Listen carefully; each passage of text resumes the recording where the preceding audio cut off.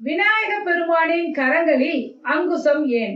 பொதுவா நம்ம கோயிலுக்கு செல்லும் போது விநாயக பெருமானின் கரங்களில் அங்குசம் இருப்பதை பார்த்திருக்கிறோம். அதே மாதிரி கோவிலின் நுழைவாயில்ல யானை இருக்கும், யானை பக்கத்துல யானைப்பாகன் கைகளில் அங்குசம் இருக்கும். அப்ப விநாயக பெருமானின் கைகளில் இருக்கிற அங்குசத்திற்கும் யானைப்பாகன் கைகளில் இருக்கிற அங்குசத்திற்கும் என்ன வித்தியாசம்னா, விநாயகர் கைகளில் இருக்கிற அங்குசம் தன்னை தானே அடக்கி ஆள்வதற்காக உள்ள ஒரு கருவியாக இருக்கிறது. அதை உணர்த்துவதற்காகத்தான் விநாயக பெருமான் கைகளில் அங்குசம் இருக்கிறது. எப்போது நாம் பிறரிடத்தில் நம் அங்குசத்தை கொடுக்கிறோமோ அங்கு அடிமைப்பட்டவர்களாக, அவர்களிடம் அனுமதி கேட்பவர்களாகத்தான் இருக்க முடியும் என்பதை உணர்த்துவதற்காகத்தான் யானைப்பாகனிடத்தில் அங்குசம் இருக்கும்.